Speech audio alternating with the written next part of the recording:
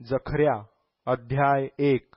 दार्यावेशाच्या कारकिर्दीच्या दुसऱ्या वर्षी 8व्या महिन्यात इद्दोचा पुत्र बरेख्या याचा पुत्र जखर्या संदेष्टा याला परमेश्वराचे वचन प्राप्त झाले ते हे, परमेश्वर तुमच्या वाडवडिलांवर फार कोपायमान झाला, म्हणून तू त्यास असे सांग, सेनाधीश परमेश्वर म्हणतो, मजकडे वळा, म्हणजे मी तुम्हाकडे वळेन, असे सेनाधीश परमेश्वर म्हणतो.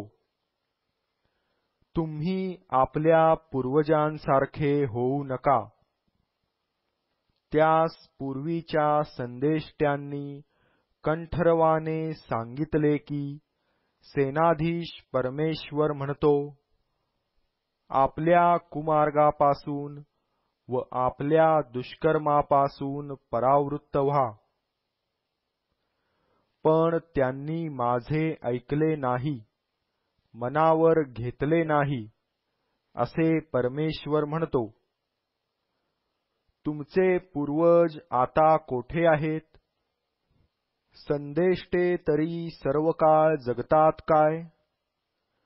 असे असता माझे सेवक म्हणजे संदेष्टे, यास जी वचने व नियम मी आज्ञापिले होते, त्यांनी तुमच्या पूर्वजास गाठिले नाही काय?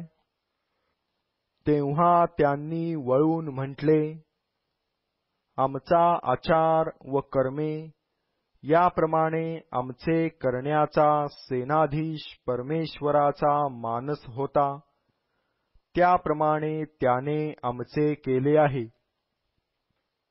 दार्यावेशाच्या कारकिर्दीच्या दुसऱ्या वर्षी 11व्या म्हणजे शबाट महिन्याच्या 24व्या दिवशी इद्दोचा पुत्र बरेख्या याचा पुत्र जखर्या संदेष्टा याला परमेश्वराचे वचन प्राप्त झाले ते हे, मला रात्री दृष्टांत झाला तो असा, एक मनुष्य तांबड्या घोड्यावर स्वार झाला असून तळवटीतल्या मेंदीच्या झुडपांमध्ये उभा होता. त्याच्या मागे तांबडे, सावळे व पांढरे घोडे होते. मी म्हणालो, माझ्या प्रभू, हे कोण आहेत? तेव्हा मजबरोबर भाषण करणारा दिव्यदूत म्हणाला, हे कोण आहेत ते मी तुला दाखवितो. तेव्हा मेंदीच्या झुडपात उभे असलेल्या पुरुषाने उत्तर दिले की, पृथ्वीवर फेरी करण्यासाठी परमेश्वराने ज्यास पाठविले ते हे. तेव्हा त्यांनी मेंदीच्या झुडपात उभे असलेल्या परमेश्वराच्या दिव्यदूताला उत्तर दिले की, आम्ही पृथ्वीतून फेरी करून आलो आहो. पहा, सर्व पृथ्वी स्वस्थ व शांत बसली आहे. तेव्हा परमेश्वराचा दिव्यदूत म्हणाला, हे सेनाधीश परमेश्वरा, तू आज 70 वर्षे यरुशलेम व यहुदाची नगरे यावर कोपायमान झाला आहेस. त्यावर तू कोठवर करुणा करणार नाहीस. तेव्हा मजबरोबर भाषण करणाऱ्या दिव्यदूताला परमेश्वर चांगले व सांत्वनदायक शब्द बोलला. मग मजबरोबर भाषण करणारा दिव्यदूत मला म्हणाला, असे जाहीर कर की, सेनाधीश परमेश्वर म्हणतो, यरुशलेम व सियोन याविषयी मी अतिशयित ईर्ष्यायुक्त झालो आहे. जी राष्ट्रे स्वस्थ आहेत त्यावर माझा राग फार पेटला आहे, कारण मी थोडासा रागवलो होतो, पण त्यांनी अरिष्ट वाढविले. यास्तव परमेश्वर म्हणतो, मी करुणायुक्त होऊन पुन्हा यरुशलेमेकडे वळत आहे. त्यात माझे मंदिर बांधितील असे सेनाधीश परमेश्वराचे म्हणणे आहे. यरुशलेमेवर मापनसूत्र लावितील. पुन्हा पुकारून सांग की सेनाधीश परमेश्वर म्हणतो, माझी नगरे पुन्हा सुबत्तेने भरून जातील. परमेश्वर पुन्हा सियोनेचे सांत्वन करील. तो पुन्हा यरुशलेमेस निवडील. मी आपले डोळे वर करून पाहिले, तो पहा, 4 शृंगे दृष्टीस पडली. मजबरोबर भाषण करणाऱ्या दिव्यदूताला मी विचारिले, ही काय आहेत? त्याने मला म्हटले, ज्यामुळे यहूदा, इस्रायल व यरुशलेम ही परागंदा झाली आहेत, ती ही शृंगे.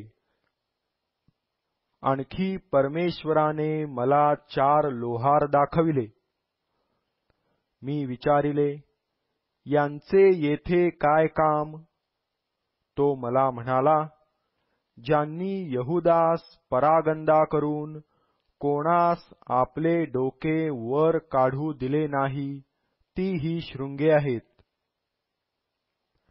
परंतु आता त्यास भेदरवून सोडावे व ज्या राष्ट्रांनी यहूदास परागंदा करण्यासाठी त्याच्या भूमीविरुद्ध आपले शृंग उचलिले, त्यांची शृंगे पाडून टाकावी म्हणून हे आले आहेत. जखर्या अध्याय 2. मी आपले डोळे वर करून पाहिले, तो पहा, एक मनुष्य हातात मापनसूत्र घेऊन उभा आहे. तेव्हा मी विचारिले, तू कोठे जात आहेस? तो मला म्हणाला, यरुशलेमेचे माप घेण्यास, म्हणजे त्याची लांबी रुंदी पाहण्यास मी जात आहे.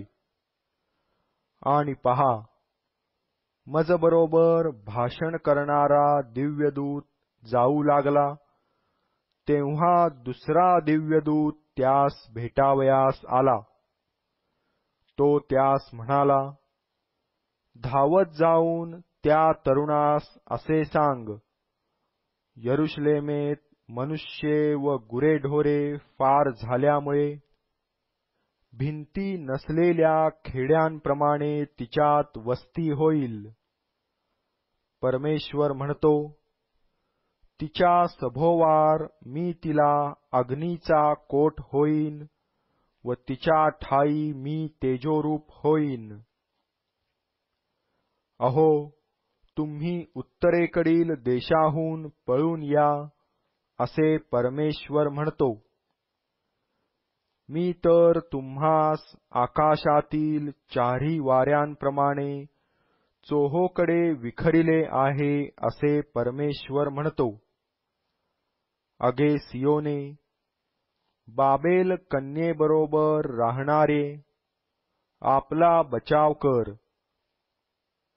ज्या राष्ट्रांनी तुम्हास लुटिले, त्यांच्याकडे प्रताप मिळविण्यासाठी त्याने मला पाठविले आहे. जो कोणी तुम्हास स्पर्श करील, तो त्याच्या डोळ्याच्या बुबुळालाच स्पर्श करील.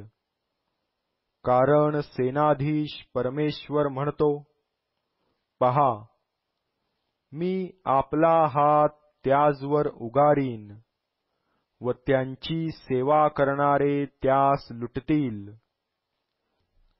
तेव्हा तुम्हाला समजेल की सेनाधीश परमेश्वराने मला पाठविले आहे. हे सियोन कन्ये, जय जयकार व उल्हास कर, कारण पहा, मी येईन, मी तुझ्यात वस्ती करीन, असे परमेश्वर म्हणतो. त्या दिवसात बहुत राष्ट्रे परमेश्वराला येऊन मिळतील व माझी प्रजा बनतील. मी तुझ्या ठाई वस्ती करीन. मग तुला समजेल की सेनाधीश परमेश्वराने मला तुझकडे पाठविले आहे. परमेश्वर पवित्र भूमीतला आपला वाटा म्हणून यहूदाचा ताबा घेईल व पुन्हा यरुशलेम निवडील. सर्व मनुष्य हो, परमेश्वरापुढे स्तब्ध व्हा, कारण तो आपल्या पवित्र निवासातून उठला आहे. जखर्या अध्याय 3. तेव्हा मुख्य याजक यहोशवा हा परमेश्वराच्या दिव्य दूतासमोर उभा आहे व त्याचा विरोध करण्यासाठी सैतान त्याच्या उजवीकडे उभा आहे असे त्याने मला दाखविले. मग परमेश्वर सैतानास म्हणाला, अरे सैताना, परमेश्वर तुला धमकी देवो. यरुशलेम आपलीशी करणारा परमेश्वर तुला धमकी देवो. हा अग्नीतून काढिलेले कोलीत नव्हे काय? यहोशवा मलिन वस्त्रे परिधान करून त्या दिव्य दूतापुढे उभा होता. त्याच्या समोर जे उभे होते त्यास तो उत्तरादाखल म्हणाला, त्याच्यावरची मलिन वस्त्रे काढा. तो त्याला म्हणाला, पहा, मी तुझा अधर्म तुझपासून दूर केला आहे. मी तुला उंची पोशाख घालीत आहे. मी म्हणालो, त्याच्या डोक्याला त्यांनी स्वच्छ मंदिल घालावा. तेव्हा त्यांनी त्याला स्वच्छ मंदिल व पोशाख घातला आणि परमेश्वराचा दिव्यदूत जवळ उभा होता. परमेश्वराच्या दिव्यदूताने यहोशवास प्रतिज्ञापूर्वक सांगितले की, सेनाधीश परमेश्वर म्हणतो, तू माझ्या मार्गाने चालून तुला मी सोपविलेले सर्व सांभाळिले, तर तू माझ्या मंदिरात न्याय करीशील व माझ्या अंगणाचे रक्षण करीशील व तेथे उभे असणाऱ्या तुझे जाणे येणे होईल असे मी करीन. आता हे मुख्य याजका यहोशवा, तू व तुझबरोबर बसणारे तुझे सोबती तुम्ही ऐका. ती मनुष्ये चिन्हादाखल आहेत. पहा, मी माझा सेवक जो कोंब त्याला आणितो. मी यहोशवापुढे ठेविलेला चिरा पहा. एका चिऱ्याला 7 डोळे आहेत. पहा, सेनाधीश परमेश्वर म्हणतो, मी त्यावर नक्षी खोदीन व त्या देशाचा अधर्म एका दिवसात दूर करीन. सेनाधीश परमेश्वर म्हणतो, त्या समयी तुम्ही प्रत्येक आपल्या शेजाऱ्यास द्राक्षीच्या वेलीखाली व अंजिराच्या झाडाखाली येण्याचे आमंत्रण कराल. जखर्या अध्याय 4. मग मजबरोबर भाषण करणारा दिव्यदूत मजकडे पुन्हा आला व जसे झोपेतून एखाद्यास जागे करितात तसे त्याने मला जागे केले. त्याने मला विचारिले, तुझ्या दृष्टीस काय पडते? मी म्हणालो, माझ्या दृष्टीस असे पडते की एक सबंध सोन्याचा दीपवृक्ष आहे. त्याच्या शिरावर एक कटोरा असून त्याला 7 दिवे आहेत व त्याच्यावरील 7 दिव्यांना 7 नळ्या आहेत. आणि त्याच्याजवळ कटोऱ्याच्या उजव्या व डाव्या बाजूस 2 जैतुनाची झाडे आहेत. तेव्हा मजबरोबर भाषण करणाऱ्या दिव्य दूताला मी विचारिले, माझ्या प्रभो, ही काय आहेत? मजबरोबर भाषण करणारा दिव्यदूत मला म्हणाला, ही काय आहेत हे तुला ठाऊक नाही काय? मी म्हणालो, नाही माझ्या स्वामी. तेव्हा त्याने मला उत्तर केले, जरुब्बाबेलास परमेश्वराचे हे वचन आहे, बलाने नव्हे, पराक्रमाने नव्हे, तर माझ्या आत्म्याने कार्यसिद्धी होईल, असे सेनाधीश परमेश्वर म्हणतो. हे महान पर्वता, तू काय आहेस? जरुब्बाबेला पुढे तू सपाट मैदान होशील व तो त्यावर अनुग्रह असा गजर करीत कोनशिला पुढे आणील.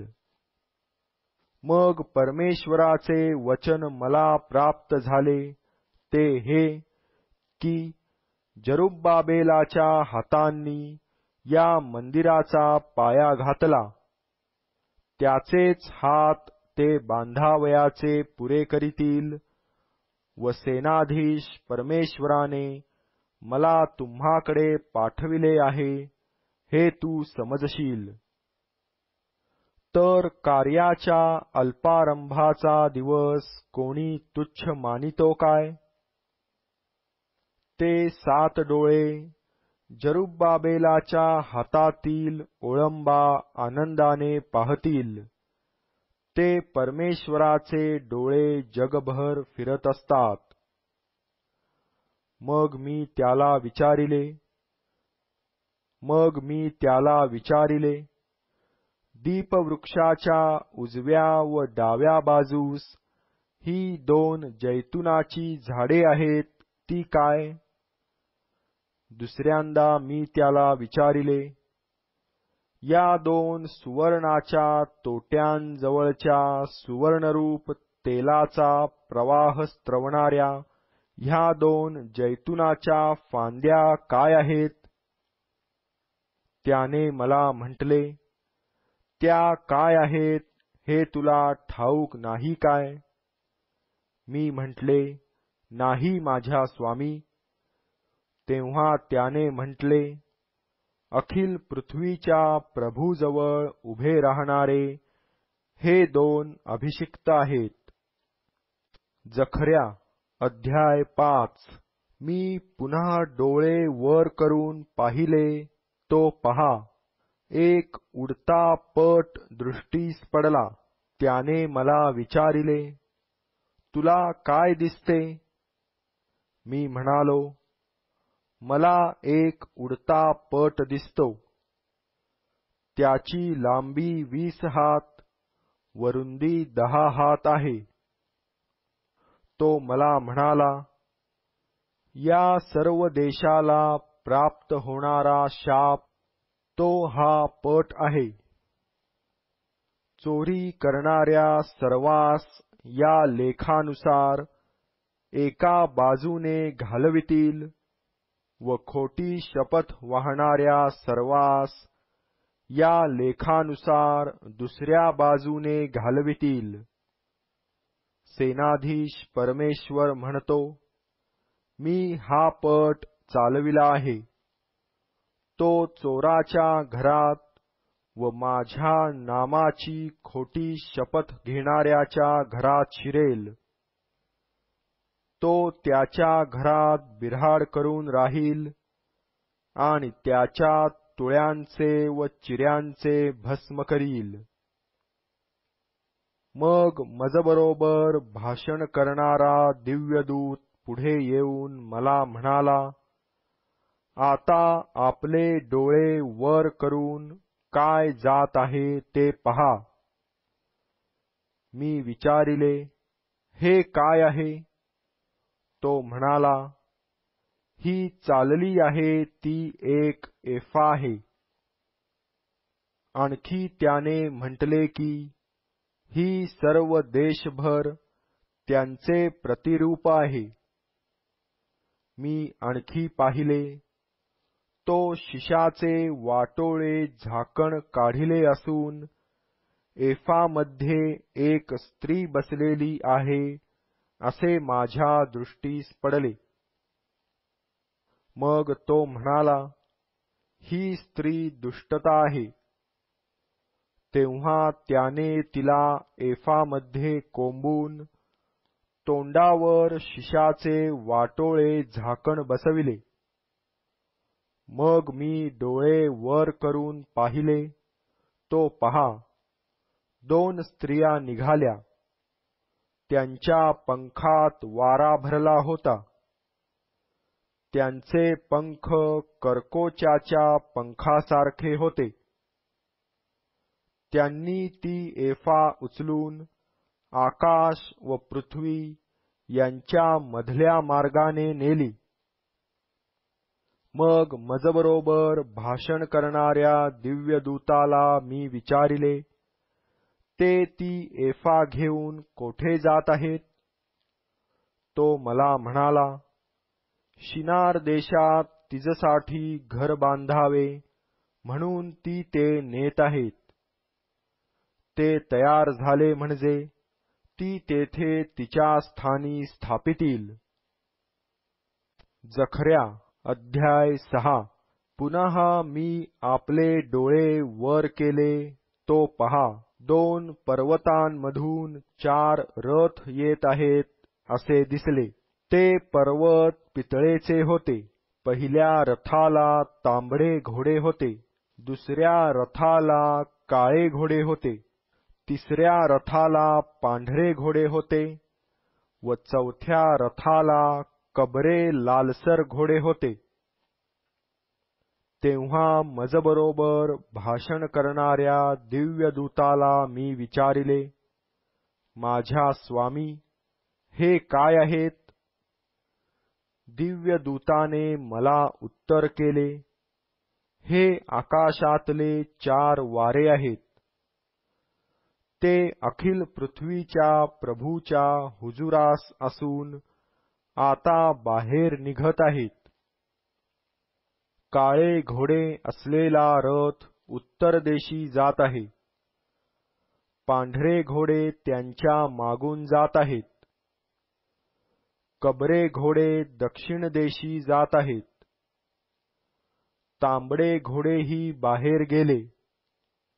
त्यांचा पृथ्वीवर फिरण्याचा रोख होता.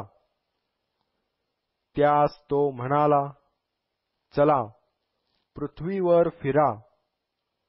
तेव्हा ते पृथ्वीवर फिरले. मग त्याने मला हाक मारून म्हटले, पहा, उत्तर देशी जाणाऱ्यांनी उत्तर देशात माझा आत्मा शांत केला आहे. मग परमेश्वराचे वचन मला प्राप्त झाले की, बंदिवासातून आलेल्या लोकांपैकी हेल्दै, तोबिया व यदया यांच्या माणसास बरोबर घे. ते बाबेलाहून येऊन सफन्याचा पुत्र योशिया यांच्या घरी उतरले आहेत. तेथे आजच्या आज जा. सोने रुपे घेऊन मुकुट घडीव व तो यहोसादाकाचा पुत्र यहोशवा मुख्य याजक याच्या मस्तकी घाल. त्याला सांग की, सेनाधीश परमेश्वर म्हणतो, पहा, एक पुरुष ज्याचे नाव कोंब असे आहे, तो आपल्या स्थानी उगवेल व तो परमेश्वराचे मंदिर बांधील. तोच परमेश्वराचे मंदिर बांधील. तो वैभवशाली होईल व आपल्या सिंहासनावर बसून सत्ता चालवील. तो आपल्या सिंहासनावर याजकही होईल. या दोहोत शांततेची सल्लामसलत होईल.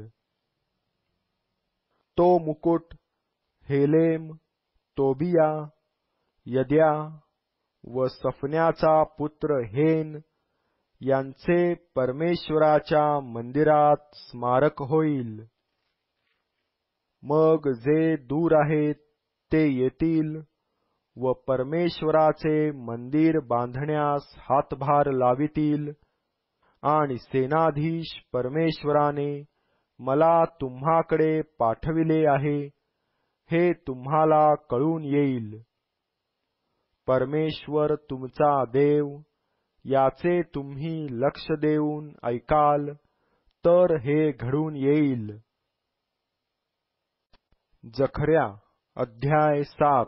दार्यावेश राजाच्या कारकिर्दीच्या 4थ्या वर्षी असे झाले की 9व्या म्हणजे किसलेव महिन्याच्या चतुर्थीला परमेश्वराचे वचन जखर्यास प्राप्त झाले.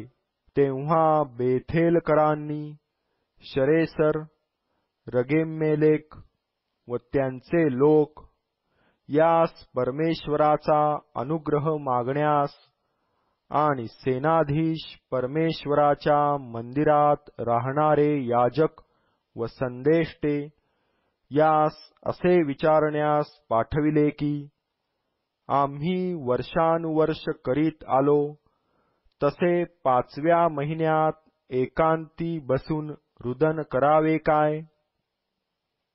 मग सेनाधीश परमेश्वराचे वचन मला प्राप्त झाले की तू या देशातील सर्व लोकास व याजकास विचार, तुम्ही 70 वर्षे 5व्या व 7व्या महिन्यात उपोषण व रुदन केले तेव्हा खरोखर माझ्यासाठी उपोषण केले काय?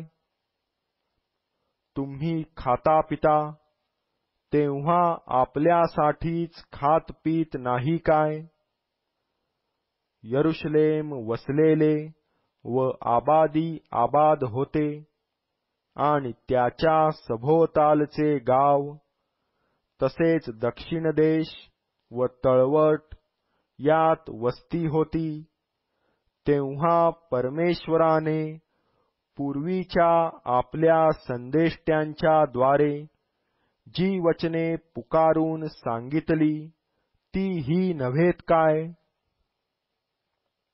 मग परमेश्वराचे वचन जखर्यास प्राप्त झाले की सेनाधीश परमेश्वर म्हणाला आहे, तुम्ही खरा न्याय करा व एकमेकास प्रेम व करुणा दाखवा आणि विधवा, अनाथ, परके व निराश्रित यावर जुलूम करू नका व आपल्या भावाला इजा करण्याचे मनात आणू नका.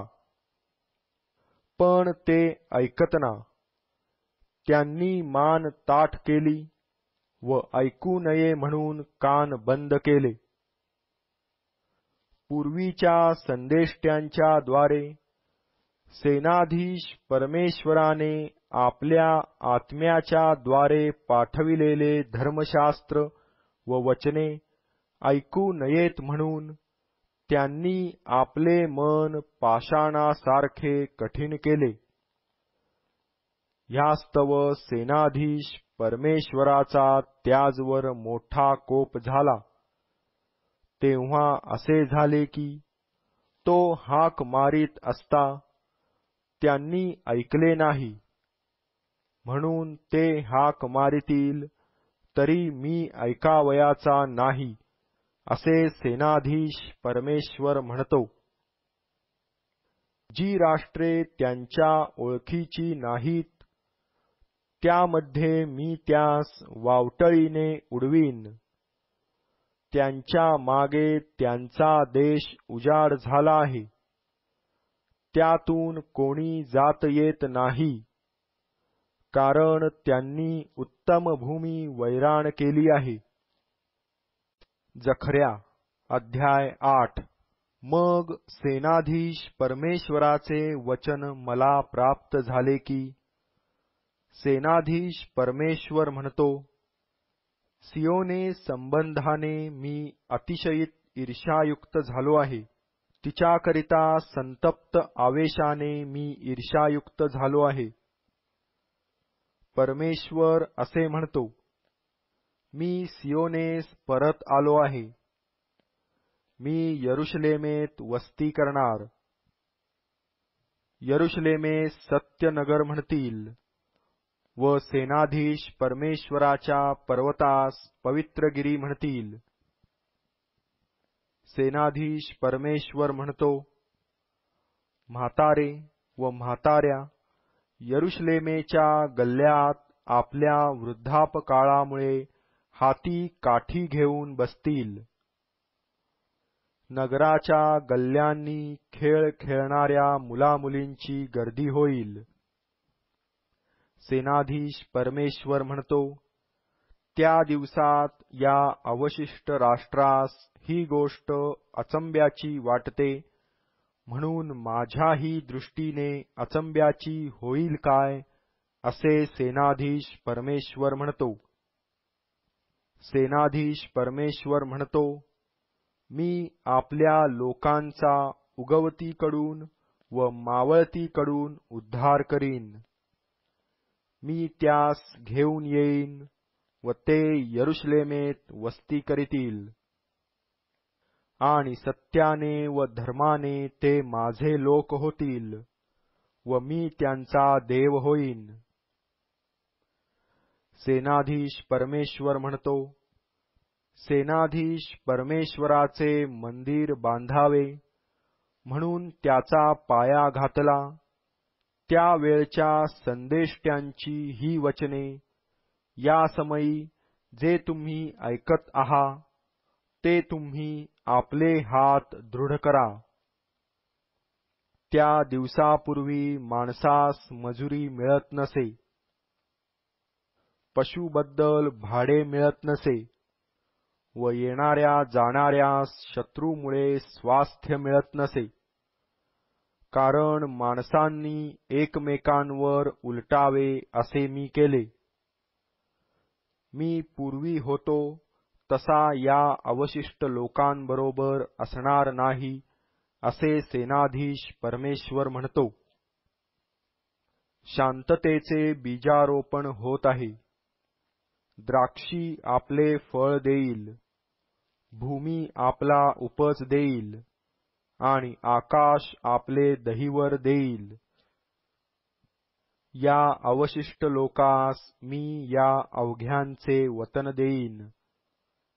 हे यहूदाच्या घराण्या व हे इस्रायलाच्या घराण्या, असे होईल की जे तुम्ही राष्ट्रात शापरूप होता त्या तुमचा उद्धार मी करीन व तुम्ही आशीर्वादरूप व्हाल.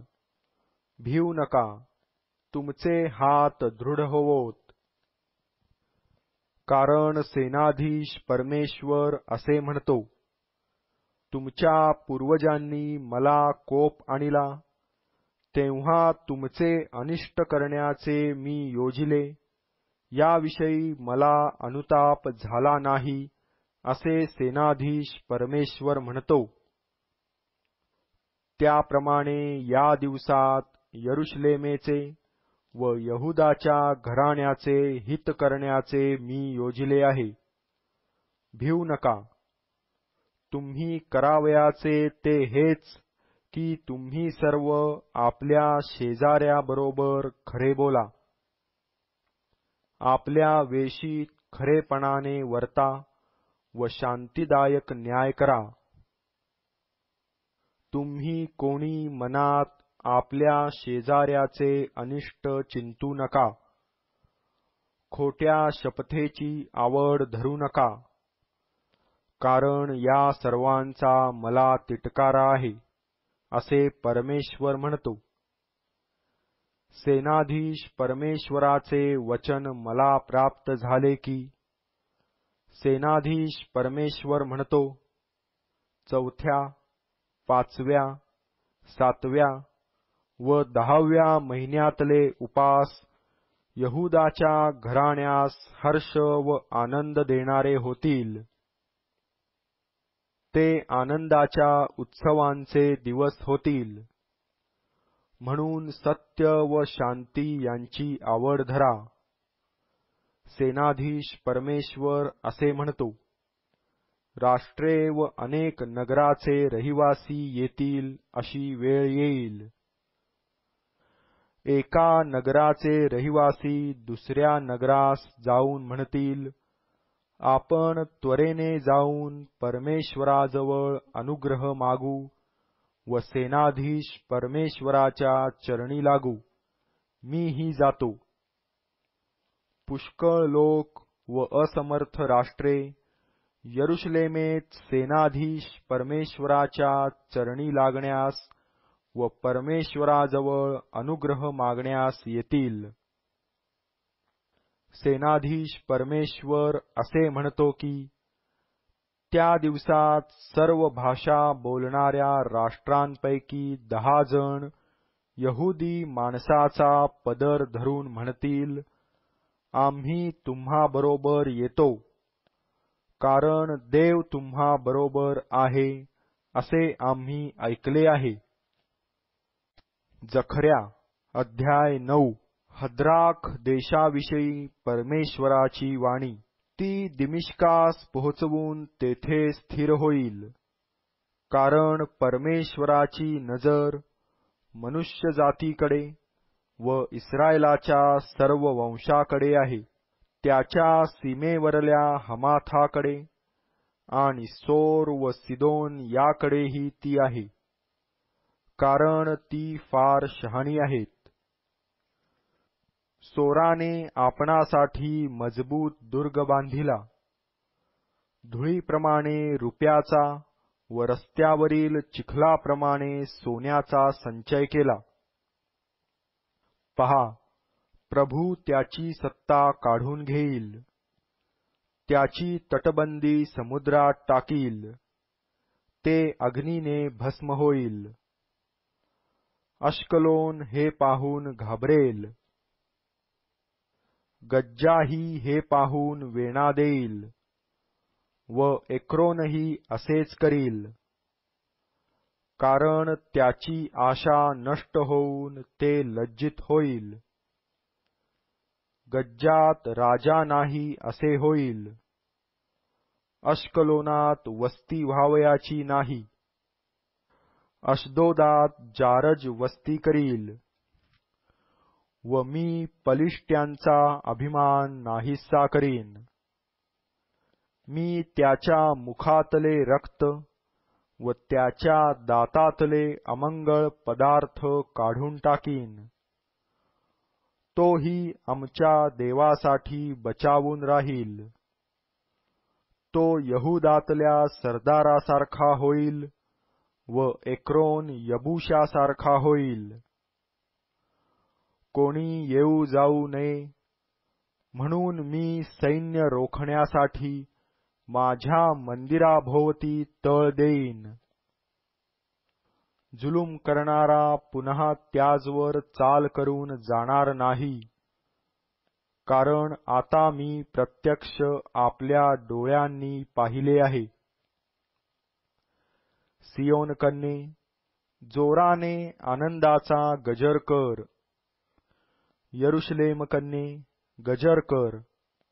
पहा, तुझा राजा तुझकडे येत आहे. तो न्यायी व यशस्वी आहे. तो लीन आहे. गाढवावर, गाढवीच्या पिलावर म्हणजे शिंगरावर बसून येत आहे. एफ्राईमातले रथ, यरुशलेमेतले घोडे मी नष्ट करीन. युद्धधनुष्य तोडून टाकण्यात येईल. तो राष्ट्रांबरोबर शांतीच्या गोष्टी बोलेल. त्याचे अधिपत्य प्रत्येक समुद्रावर व फरात नदापासून तो पृथ्वीच्या दिगंतापर्यंत चालेल. तुझविषयी म्हणशील तर, तुझ्याबरोबर केलेल्या कराराच्या रक्तसिंचनामुळे मी तुझ्या बंदिवानास निर्जल गर्तेतून मुक्त करीन. आशा धरून राहिलेले बंदिवान हो, दुर्गाकडे परत या. आज मी हे जाहीर करीतो की मी तुला दुप्पट प्रतिफळ देईन. मी यहूदा रूप धनुष्य वाकवून एफ्राईम रूप बाण लाविला आहे. हे सियोने, मी तुझ्या पुत्रास चेतवीन. हे ग्रीसा, त्यांना तुझ्या पुत्रांविरुद्ध चेतवीन. वीराच्या खड्गाप्रमाणे तुला करीन. त्यांच्यावरती परमेश्वर दृष्टीस पडेल. त्याचे बाण विद्युल्लतेसारखे सुटतील. प्रभू परमेश्वर रणशिंग फुंकील व दक्षिणेकडच्या वावटळीत कूच करील. सेनाधीश परमेश्वर त्यांचा संभाळ करील. ते शत्रूस गिळतील व गोफणगुंडे पायाखाली तुडवितील. ते पितील व द्राक्षारस प्याल्याप्रमाणे गोंगाट करीतील. ते यज्ञाच्या कटोऱ्यांसारखे, वेदीच्या कोपऱ्यांसारखे भरून राहतील. परमेश्वर त्यांचा देव आपल्या लोकांचा कळपासारखा त्या दिवशी बचाव करील. कारण ते त्याच्या देशात मुकुटावरील रत्नाप्रमाणे उंच स्थानी शोभतील. त्यांची आबादानी केवढी, त्यांचे सौंदर्य केवढे! धान्य तरुणास आणि नवा द्राक्षारस तरुणीस धष्टपुष्ट करील. जखर्या अध्याय 10. वीज उत्पन्न करणाऱ्या परमेश्वराजवळ वळवाच्या पावसाच्या वेळी पाऊस मागा, म्हणजे तो त्याजवर वृष्टी करील. तो प्रत्येकाच्या शेतात गवत उपजवील. कारण तेराफिम व्यर्थ गोष्टी बोलल्या आहेत. दैवज्ञांनी खोटा दृष्टांत पाहिला आहे व फसविणारी स्वप्ने सांगितली आहेत. ते कोरडा धीर देतात. यामुळे ते मेंढरांप्रमाणे भटकले आहेत. त्यास कोणी मेंढपाळ नसल्यामुळे त्याजवर जुलूम होत आहे. मेंढपाळांवर माझा क्रोध भडकला आहे. बोकडांचे मी शासन करीन. कारण सेनाधीश परमेश्वराने आपला कळप, जे यहूदाचे घराणे, त्याची भेट घेतली आहे. तो त्यास आपल्या लढाईच्या सजविलेल्या घोड्यासारखे करील. त्याच्यापासूनच कोनशिला, त्याच्यापासूनच खुंटी, त्याच्यापासूनच युद्धधनुष्य, त्याच्यापासूनच प्रत्येक अधिकारी निघतो. वाटेतला चिखल तुडवीत युद्धाला निघालेल्या योद्ध्याप्रमाणे ते होतील. ते युद्ध करीतील, कारण परमेश्वर त्यांच्याबरोबर आहे.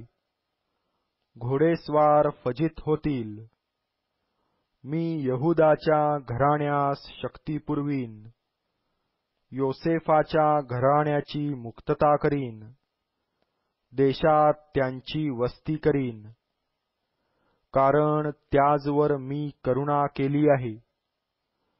मी त्यांचा त्याग केलाच नाही असे ते होतील. कारण मी परमेश्वर त्यांचा देव आहे. मी त्यांचे ऐकेन. एफ्राईम वीरासारखा होईल. द्राक्षारसाने होते तसे त्याचे हृदय हर्षित होईल.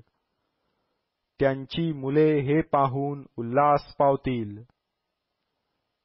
त्यांचे हृदय परमेश्वराच्या ठायी आनंदेल.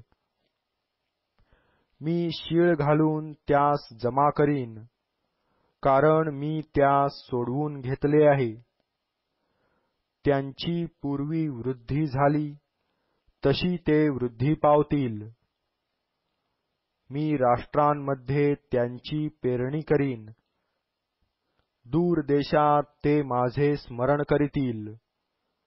ते आपल्या मुलांसहित जिवंत राहून माघारी येतील. मी त्यास मिसर देशातून माघारी आणीन. अश्शूर देशातून त्यास एकत्र करीन. गिलाद व लबानोन यांच्या भूमीवर त्यास आणीन. त्यास जागा पुरावयाची नाही. तो संकट समुद्रातून पार जाऊन समुद्र लहरीस दबकावील. नील नदीचे सर्व गहिरे पाणी सुकून जाईल. अश्शूराचा गर्व उतरेल. मिसरचे राजवेत्र निघून जाईल. मी त्यास परमेश्वराच्या ठायी बलवान करीन. ते त्याच्या नामाने येतील जातील असे परमेश्वर म्हणतो. जखर्या अध्याय 11. हे लबानोना, आपल्या वेशी उघड, म्हणजे अग्नी तुझे गंधसरू भस्म करील. हे देवदारू, हाय हाय कर, कारण गंधसरू पडला आहे. वृक्षराज नष्ट झाले आहेत. बाशानाच्या ओक वृक्षांनो, हाय हाय करा, कारण निबिड वन जमीनदोस्त झाले आहे. ऐका, मेंढपाळांचा हाहाकाराचा शब्द होत आहे, कारण त्यांचे वैभव लयास गेले आहे. ऐका, तरुण सिंहांची थोर गर्जना होत आहे, कारण यार्देनेचे घोर अरण्य लयास गेले आहे. परमेश्वर माझा देव म्हणतो, वधासाठी नेमिलेल्या मेंढरास चार. त्यांचे मालक त्यांचा वध करीतात व आपणाला निर्दोष समजतात. त्यांची विक्री करणारे म्हणतात की परमेश्वराचा धन्यवाद होवो. मी श्रीमंत झालो आहे. त्यांचे स्वतःचे मेंढपाळ त्यावर काही दया करीत नाहीत.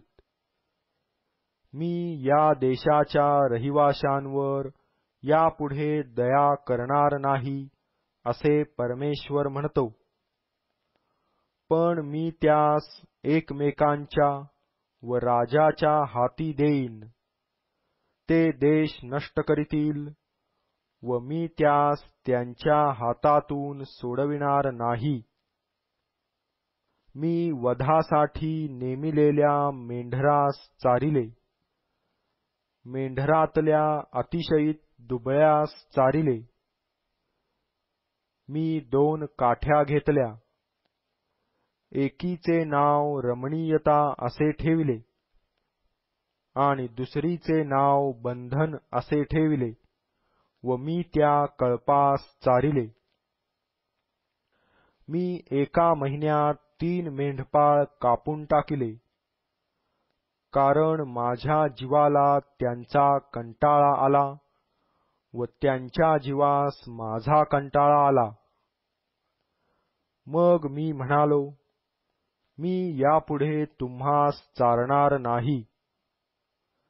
कोणी मेले तर मरू द्या, कोणी नष्ट झाले तर होऊ द्या. वाचून राहिलेल्यास एकमेकांचे मांस खाऊ द्या. सर्व राष्ट्रांबरोबर मी केलेला करार मोडावा म्हणून रमणीयता नावाची काठी मी घेतली आणि तिचे मोडून तुकडे केले. त्या दिवशी ती मोडली, तेव्हा ज्यांनी माझे ऐकले होते असे त्या कळपात असलेले अतिशयीत दुबळे समजले की हे परमेश्वराचे वचन आहे. मग मी त्यास म्हणालो, तुम्हास बरे दिसले तर मला माझे वेतन द्या, नाही तर जाऊ द्या. तेव्हा त्यांनी मला माझे वेतन 30 रुपये तोलून दिले. परमेश्वर मला म्हणाला, ज्यांनी जे माझे भारी मोल ठरविले ते कुंभारापुढे फेकून दे. तेव्हा ते 30 रुपये घेऊन मी परमेश्वराच्या मंदिरात कुंभारापुढे फेकून दिले. मग यहूदा व इस्रायल यांचे बंधुत्व मोडावे म्हणून मी बंधन नावाची माझी दुसरी काठी मोडिली. परमेश्वर मला म्हणाला, जाऊन पुन्हा एखाद्या मूर्ख मेंढपाळाची आऊते घे. कारण पहा, मी देशात एक मेंढपाळ आणतो. तो मरावयाच्या लागास आलेल्यांकडे ढुंकून पाहणार नाही. भटकलेल्या मेंढरास तो धुंडणार नाही. मोडलेल्यास बरे करणार नाही. धडधाकटांचे तो पालन करणार नाही. तर पुष्ट मेंढरांचे मांस तो खाईल व त्याच्या खुरांचे तुकडे तुकडे करील. कळपास सोडून देणाऱ्या कवडीमोल मेंढपाळास धिक्कार असो. त्याच्या बाहूवर व त्याच्या उजव्या डोळ्यावर तरवार चालेल. त्याचा बाहू सुकेल. त्याचा उजवा डोळा अगदी अंध होईल. जखर्या अध्याय 12. इस्रायलाविषयी परमेश्वराची वाणी. आकाश पसरणारा, पृथ्वीचा पाया घालणारा व मनुष्याच्या अंतर्यामी आत्मा निर्माण करणारा परमेश्वर म्हणतो, पहा, मी यरुशलेमेस तिच्या सभोवतालच्या सर्व राष्ट्रास भेलकंडविणाऱ्या कटोऱ्यासारखे करीतो. यरुशलेमेला घेरीतील तेव्हा यहूदाचीही तीच गत होईल. त्या दिवशी असे होईल की सर्व राष्ट्रांना भारी पाषाणासारखे असे मी यरुशलेमेस करीन. जे कोणी तो उचलतील ते स्वतःला जखम करून घेतील. पृथ्वीवरील सर्व राष्ट्रे त्याविरुद्ध जमतील. परमेश्वर म्हणतो, त्या दिवशी मी प्रत्येक घोड्यास बुजवीन व त्यावरील स्वारास वेडे करीन. मी आपले डोळे उघडून यहूदाच्या घराण्याकडे पाहीन व राष्ट्रांच्या प्रत्येक घोड्यास अंधत्व आणीन. तेव्हा यहूदाचे सरदार आपल्या मनात म्हणतील की, यरुशलेमेचे रहिवासी आपला देव सेनाधीश परमेश्वर याच्या योगे मला पाठबळासारखे आहेत. त्या दिवशी मी यहूदाच्या सरदारास लाकडाखालच्या अगटीसारखे, पेंढ्याखालच्या जळत्या मशालीसारखे करीन. ते उजवीकडील व डावीकडील सभोवतालच्या सर्व राष्ट्रास खाऊन टाकीतील. यरुशलेम आपल्या पूर्वीच्या जागी म्हणजे यरुशलेमेच्या जागी पुन्हा वसेल. परमेश्वर प्रथम यहूदाचे डेरे बचावील, म्हणजे दाविदाच्या घराण्याचे वैभव आणि यरुशलेम निवासी जनांचे वैभव यहूदावर वरचढ व्हावयाचे नाही. त्या दिवशी परमेश्वर यरुशलेमे निवाशांचे रक्षण करील. त्या दिवशी त्यातला निर्बल दाविदासमान होईल व दाविदाचे घराणे देवासमान म्हणजे अर्थात त्यांच्या अग्रगामी परमेश्वराच्या दिव्यदूतासमान होईल.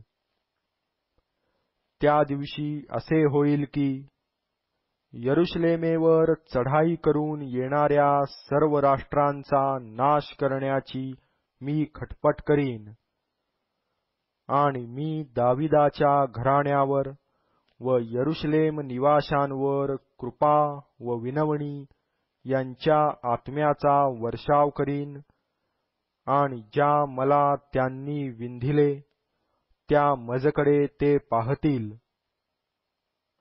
एकुलत्या एका पुत्रासाठी शोक करावा तसे ते त्यासाठी शोक करीतील. ज्येष्ठ पुत्राबद्दल जसा कोणी अत्यंत खेद करीतो तसा ते त्याबद्दल खेद करीतील. त्या दिवशी मगिद्दोनाच्या खोऱ्यातील हदाद्रिमोनाच्या आकांताप्रमाणे यरुशलेमेत मोठा आकांत होईल. देश आक्रंदन करील, प्रत्येक कुटुंब वेगवेगळे आक्रंदन करील. इकडे दाविदाचे घराणे व इकडे त्याचा स्त्रीवर्ग, इकडे नाथानाचे घराणे व इकडे त्याचा स्त्रीवर्ग, इकडे लेवीचे घराणे व इकडे त्याचा स्त्रीवर्ग, इकडे शिमीचे घराणे व इकडे त्याचा स्त्रीवर्ग. उरलेल्या सर्व घराण्यातले लोक वेगळे व त्यांचा स्त्रीवर्ग वेगळा असे ते आक्रंदन करीतील. जखर्या अध्याय 13. पाप व अशुद्धता ही दूर करण्यास त्या दिवशी दाविदाच्या घराण्यासाठी व यरुशलेम निवाशांसाठी एक झरा फुटेल. सेनाधीश परमेश्वर म्हणतो, त्या दिवशी असे होईल की मी देशातून मूर्तींच्या नावाचा उच्छेद करीन.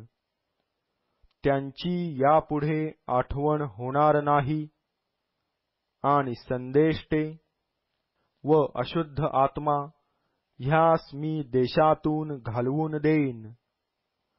आणि असे होईल की कोणी संदेश वदू लागल्यास त्याचे जन्मदाते आईबाप त्याला म्हणतील, तू जिवंत राहावयाचा नाहीस, कारण तू परमेश्वराच्या नामाने लबाड्या सांगितल्या आहेत. तो संदेश वदू लागला तर त्याचे जन्मदाते आईबाप त्याला भोसकून मारितील. त्या दिवशी असे होईल की संदेष्टा संदेश वदताना आपल्या प्रत्येक दृष्टांता संबंधाने लज्जित होईल व लोकास फसविण्यासाठी केसांचा झगा घालणार नाही. पण तो म्हणेल, मी काही संदेष्टा नाही, शेती करणारा मनुष्य आहे, कारण मला लहानपणीच कोणी दास केले. जर कोणी त्यास विचारले की तुझ्या बाहूंच्या मध्ये ह्या जखमा कसल्या, तर तो म्हणेल, माझ्या इष्टमित्रांच्या घरी लागलेल्या घावांचे हे वण आहेत. सेनाधीश परमेश्वर म्हणतो, अगे तरवारी, माझ्या मेंढपाळावर व जो पुरुष माझा सोबती त्याजवर उठ. मेंढपाळावर प्रहार कर, म्हणजे मेंढरे विखरतील. माझ्या लहानग्यांवर मी आपल्या हाताची छाया करीन. परमेश्वर म्हणतो, देशभर असे होईल की त्याचे 2 भाग नष्ट करतील, पण त्याचा 3रा भाग मागे राहील.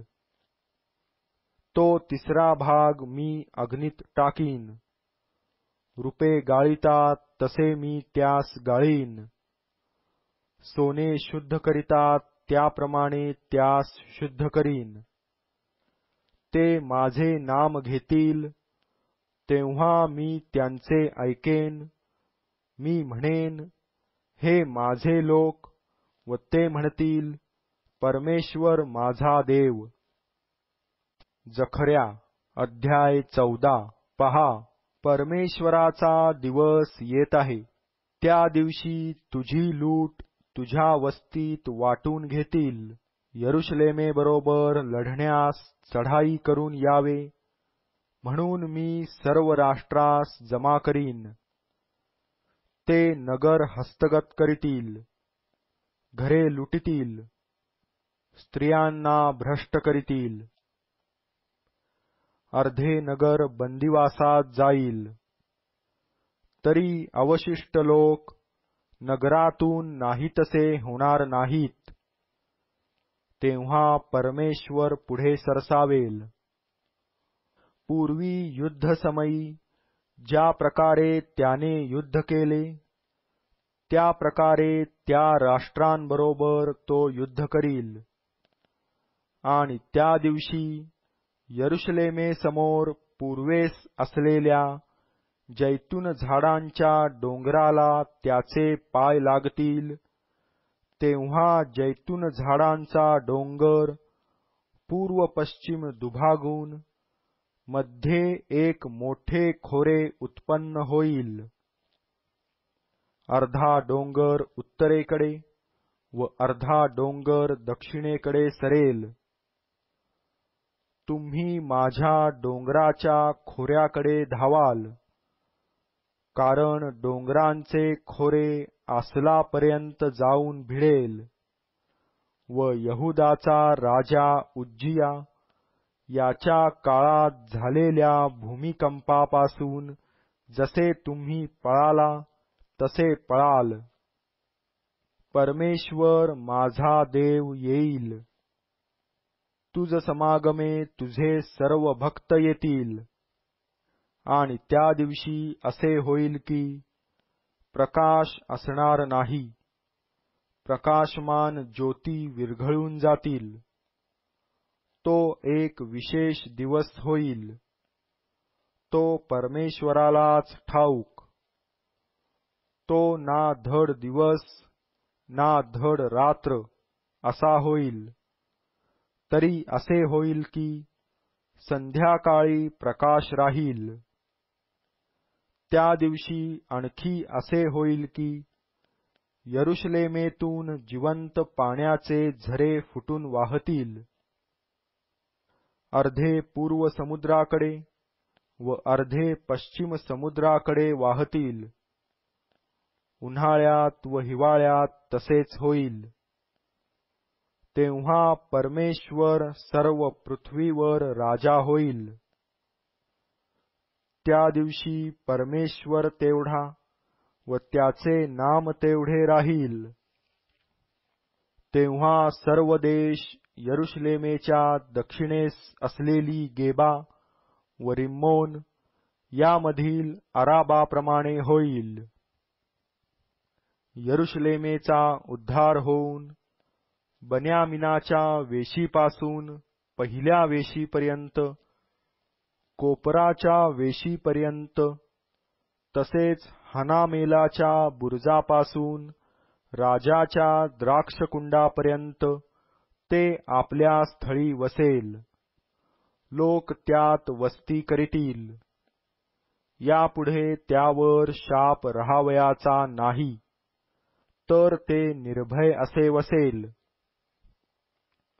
तेव्हा ज्या राष्ट्रांनी यरुशलेमेबरोबर लढाई चालविली, त्या सर्वांचा संहार परमेश्वर ज्या मरीने करील ती ही.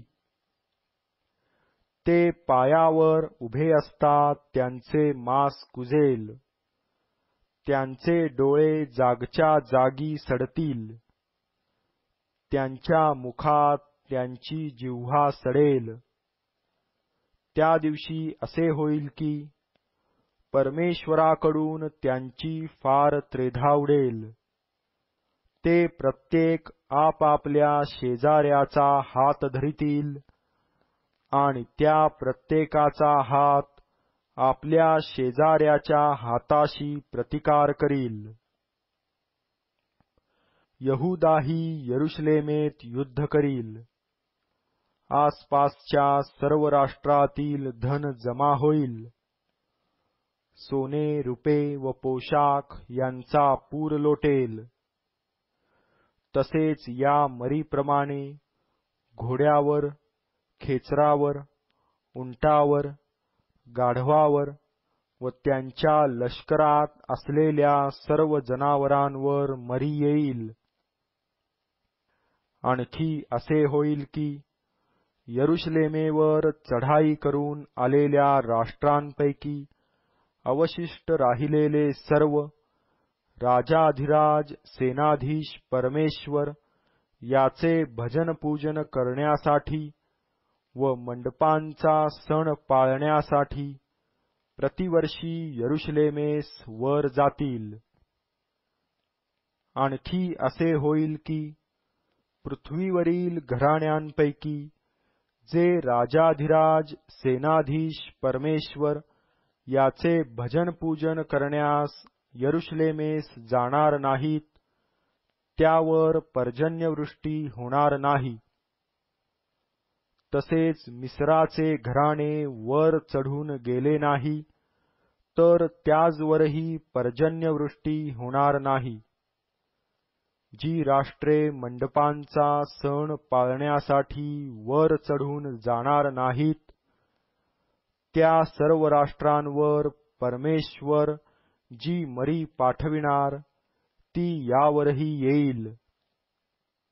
मिस्रास व मंडपांचा सण पाळण्यास वर चढून जाणाऱ्या सर्व राष्ट्रास हीच शिक्षा होईल.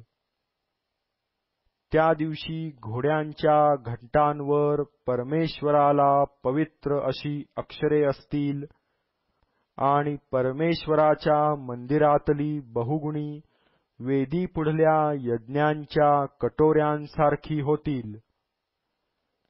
यरुशलेमेतील व यहुदातील प्रत्येक बहुगुणे सेनाधीश परमेश्वराला पवित्र होईल व सर्व यज्ञकर्ते येऊन ती घेतील व त्यात अन्न शिजवितील. त्या दिवसापासून पुढे सेनाधीश परमेश्वराच्या मंदिरात कोणी व्यापारी असणार नाही.